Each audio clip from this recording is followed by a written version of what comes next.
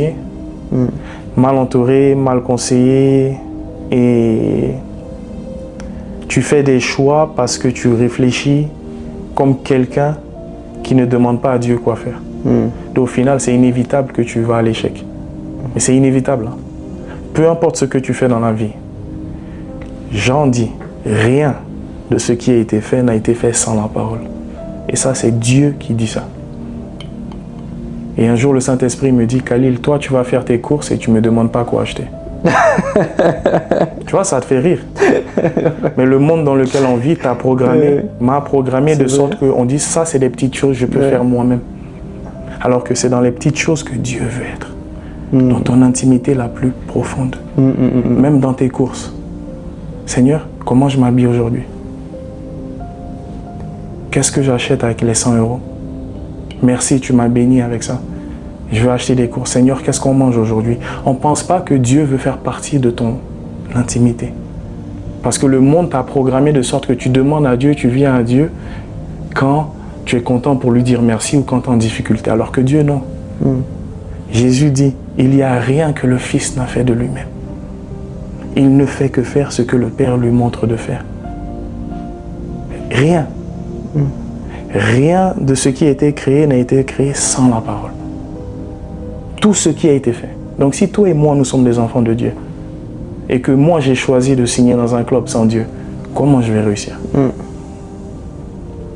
Ça c'est clair. Mais à l'époque, tu n'étais pas entouré par des personnes? Pas du tout. J'étais encore musulman, j'étais livré à moi-même, j'avais un agent qui était véreux, qui pensait qu'à sa poche.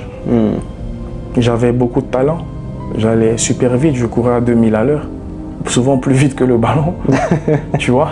Mais tu peux demander à tous les petits aujourd'hui qui sont toujours en première ligue, qui me connaissent, et ah mais Khalil, qu'est-ce qui s'est passé avec toi? Je dis, écoutez, comme on dit, j'ai mis toute ma carrière dans le sexe. Hein. C'est le sexe. Un jour, Dieu me montre une image, que les parties génitales d'une femme, c'est la bouche d'un serpent. Hey. Est-ce que tu peux reprendre encore une fois? Les parties génitales d'une femme, c'est la bouche d'un serpent, quand c'est pratiqué hors mariage. Et tu injectes ta semence dans la bouche d'un serpent. Mais toi, tu ne sais pas que c'est un serpent. Tu ne sais pas que c'est Jézabel. Un serpent très venimeux pour ton destin. Et Dieu me montra ce jour-là, quand il m'explique que c'est la bouche d'un serpent, voici ce que je voulais faire avec toi dans le foot. Mais voici tout ce que tu as donné dans le sexe. Donc tu ne peux pas me demander pourquoi. Je t'ai donné, tu as tout donné. Mais par manque de connaissance, vu que tu ne savais pas que le sexe était une porte d'entrée dans ton âme, tu pratiquais ça en disant que tu es roco, tu es dur, tu enchaînes l'ego. Comme les jeunes y réfléchissent, mais ils ne se posent pas la question en se disant, tu es en train de te détruire. Parce que tu es créé à l'image de Dieu et à la ressemblance de Dieu. Et cette période-là de débauche sexuelle, elle intervient à quel moment exactement? Ah ben très tôt. Hein. Très tôt. Très tôt. Je perds ma virginité, j'avais 14 ans. Ok. C'est très tôt. Moi, j'ai jamais fumé, j'ai jamais bu. C'était ça, mon problème. Et ça, c'est du coup... Et ça plus t'es dans le foot. Ouais, là, t'as accès à tout. Donc t'as l'argent, t'as l'image, un peu la gloire. L'image, les femmes, c'est facile. T'es pas vilain. Ouais. C'est facile. Ouais. Mais de tout, hein, je te dis de tout. Hein. Ça va dans des trucs vraiment bizarres et sombres. Mais à cette époque, t'es aveuglé. Tu sais pas que c'est bizarre. C'est ça le vice de ce monde. Et moi, ça me brise le cœur, tu vois. Quand j'en parle, ça me... Je dis, Seigneur, réveille les jeunes. Et réveille même les adultes qui comprennent à quel point ils sont dans une illusion. Quand tu dis des choses bizarres et sombres, c'est-à-dire? Choses bizarres et sombres, c'est dire que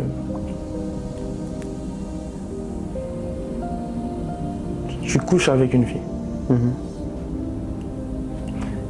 Quand tu couches avec elle, tu te dis que tu as eu juste une relation intime. N'est-ce pas? Mais il y a eu un échange qui s'est passé. Cet échange, elle a pris une partie de toi et toi une partie d'elle. Je te pose une même question. Pourquoi les familles royales, ils choisissent méticuleusement avec qui leurs enfants s'accouplent? Je pense que c'est le hasard. Ils ont compris ce que je te dis là. Tu ne mélanges pas le sang royal avec du n'importe quoi. Mais pourquoi nous qui sommes l'image de Dieu, on mélange le sang qu'on a avec du n'importe quoi? Amen. Tu comprends ce que je dis? Oui. Si tu es créé à l'image de Dieu et quand tu regardes le miroir qui est la Bible et que tu sais que tu es créé à l'image de Dieu, tu ne peux pas te mélanger avec n'importe quoi. Les ténèbres et la lumière ne sont pas compatibles. Mais à cette époque, je ne savais pas. Donc je mélangeais tout ce qui était image de Dieu avec les ténèbres. Je me mélangeais. Jusqu'au jour, je finis un match. Après ce match, il y a un journaliste qui vient et qui me dit qu'il veut faire une interview parce que j'étais en Thaïlande, j'étais en Grèce, tu es encore jeune, mais tu as fait beaucoup de pays. Donc les fans veulent te connaître. Moi, je dis, il n'y a pas de souci, tu vois. Il me demande d'échanger les numéros. On échange les numéros. Et à cette époque, mon agent, je lui demande, il y a ce journaliste qui veut me parler, je sais comment. Il dit, tu vas, tu fais l'interview, pas comme là, comme on est là, mais parle pas. Tu n'es pas content parce que tu joues pas, parce qu'à cette époque, je jouais pas. Parle pas de changer de club, reste concentré sur ton contrat. Donc on fixe le jour. J'arrive au rendez-vous, c'était dans un café posé dans une ville d'Angleterre. J'arrive, je lui serre la main, il me regarde droit dans les yeux, il me dit qu'il n'est pas journaliste. C'est un blanc, c'est pas un noir. Il me dit que lui n'est pas journaliste. Je dis, ouais, mais si vous êtes un agent, un président, je suis pas intéressé, quoi. Il dit non, nous gouvernons ce monde. Et si tu veux faire partir de l'élite, tu dois entrer dans l'élite. Je dis, mais oh. Tu vois, moi, à cette époque, je regardais les vidéos YouTube de temps en temps. Tu vas dire, ah, telle personne a vendu son âme, telle personne a fait ci. Mais pendant que ce mec me parle de ça, qu'est-ce que j'entends? La voix de ma mère. Ma mère était très spirituelle, comme je te disais. Et la personne qui est dans la pièce ce soir avec nous peut te dire ça. Il la connaissait mieux que moi. Moi, je l'ai connue que 12 ans. Lui, il a connu plus de 40 ans. Et elle me dit, tu peux faire tout ce que tu veux, Khalil, mais ne vends jamais ton âme.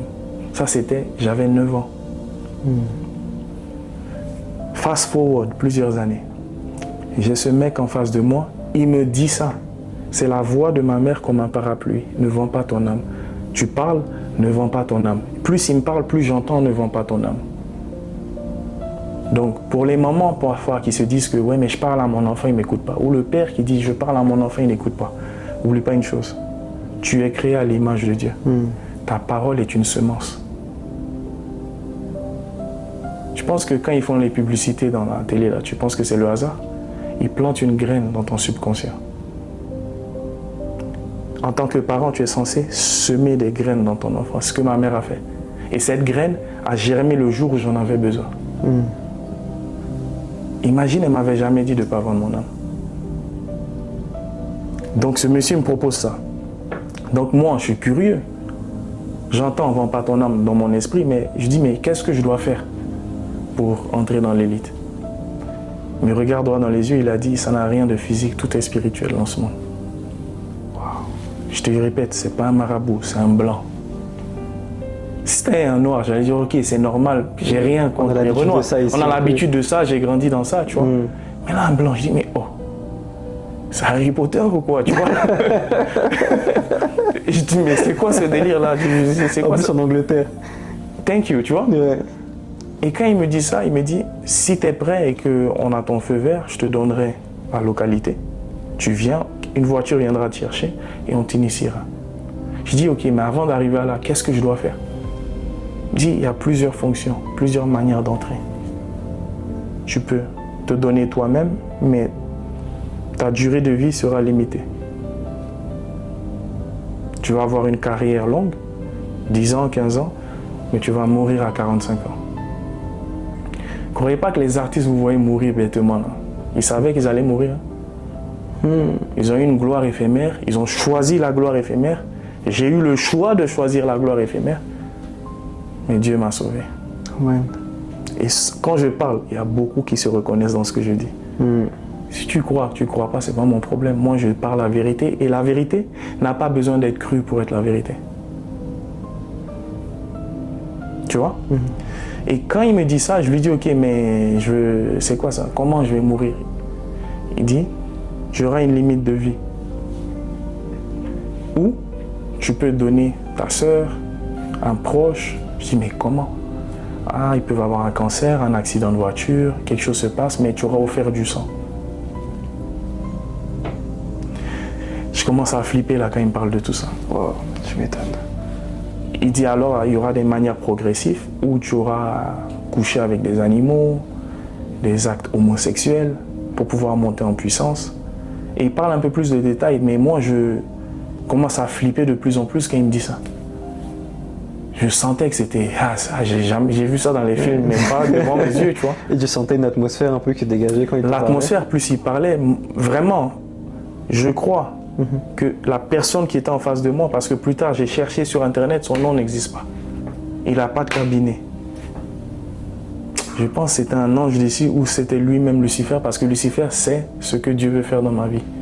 Et il aime intercepter ce que Dieu a pour que ça fasse mal à Dieu.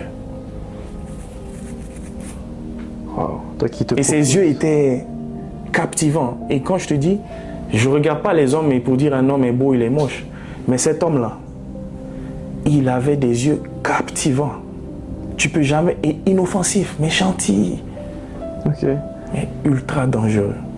Vraiment, apparence gentille. Apparence gentille, tu ne vas jamais penser que lui, il est mauvais. Il était âgé ou... Il était, je dirais, entre 40 et 45. Ok. Ça va, c'est un jeune. Jeune, mais pas jeune, quoi. Oui, jeune, mais pas très jeune non plus. Ouais. C'est pas un homme de 80 ans, un sorcier Exactement. de Londres et de tu vois, 80 mais c'est ans. quelqu'un d'attirant. Ouais. Il va t'attirer. Il va te charmer. Charismatique, un peu, il te parle et tu es captivé, quoi. Toutes les caractéristiques que la Bible nous dit qu'il se déguise en ange de lumière. Et bien évidemment, je refuse. Parce que ma mère m'a dit, vends pas ton âme. Je lui dis, je ne suis pas intéressé. Que ce que vous me proposez, je préfère jouer ma petite carrière comme il faut.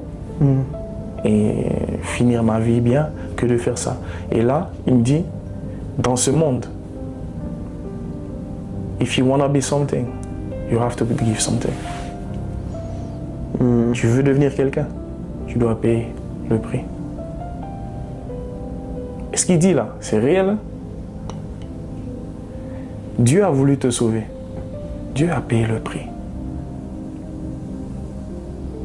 Dieu a voulu me sauver. Il a tant aimé le monde qu'il a donné son Fils unique afin que quiconque croit en lui. Quand on dit qu'il a donné là, vous voyez que c'était sacrifice de poulet. C'était le sacrifice du Fils de Dieu. Le sang des sangs, l'ultime sacrifice humain. L'humain par excellence, celui qui n'a jamais commis de péché, offert pour toi et pour moi. Alors, si je veux, je n'ai qu'à prendre, si la personne est devenue satanique et il prend 7 milliards d'êtres humains et il met dans la balance le sang humain, ça ne vaut pas le sang de Jésus. Alléluia. Je ne sais pas si tu comprends. Amen. Tu prends tous les humains, tous les animaux, tout le sang que tu peux offrir à Baal, à Lucifer, et tu prends le sang que Yahweh a donné son Fils dans la balance. Il n'y a pas match. Est-ce que tu as un conseil à donner à un jeune qui aspire à devenir footballeur et qui passe par des périodes de réflexion? On lui propose certaines choses, mais il entend la voix de Jésus. Est-ce que tu as un conseil à lui donner là tout de suite? On dirait que tu es un peu prophète. Hein? Parce que ce que tu dis là, cette question, quelqu'un m'a posé ça ce matin. Cette question m'a été posée ce matin. Alors le conseil que j'ai donné ce matin, je le répète. Avant de penser à devenir footballeur, va devant Dieu. Dis, Père, tu m'as créé. Je ne me suis pas créé. Je suis dans ce monde que tu as créé. Que veux-tu que je fasse?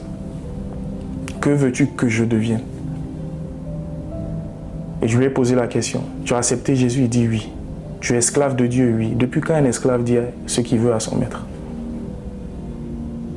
On est allé dans le dictionnaire, je lui ai fait lire la définition d'un esclave. Et on a beaucoup d'églises aujourd'hui remplies de personnes qui ne sont plus les esclaves pour Dieu. Ils disent à Dieu ce qu'ils veulent. très deep ça. Tu comprends? Oui. Donc, tu veux jouer au foot. Mais est-ce que c'est toi qui veux ou est-ce que c'est Dieu qui veut? Parce que le foot, avec toutes les infrastructures, ce qu'on a pu faire en Angleterre avec l'évangélisation, j'ai baptisé beaucoup de footballeurs, on va en venir plus tard. C'est le même principe. Je leur dis, tu veux rester dans le foot, il faut que d'abord tu appartiennes à Dieu, que Dieu te donne ton mandat. Va être un disciple dans le monde du foot. Parce que si tu vas dans le foot sans Jésus, you are dead. Il y aura forcément un sacrifice, donc il vaut mieux accepter le sacrifice de Jésus. Il y aura forcément quelque chose à faire. Et mais subtil, hein? Un badge, Manchester United, sur leur maillot, ils disent qu'ils sont les Reds Devils. Tu penses que c'est le hasard? The Black Diamonds. Pourquoi ils se donnent ces noms? The Bohemian Clubs. Pourquoi ils se donnent ces noms? Parce qu'ils veulent juste se donner ces noms? Non, parce que c'est subliminal. Et je te disais, en dehors des caméras, ce qui me tue, c'est que le chrétien ne croit pas ça. Mais il croit au sacrifice de Jésus. C'est de la stupidité, désolé. Tu ne crois pas que des gens tuent des humains pour la gloire, mais tu crois que Dieu a donné son Fils en sacrifice humain et tu ne crois pas que l'opposé existe? En tout cas. Mais réfléchissez. Ouais. Le diable copie tout ce que Dieu fait.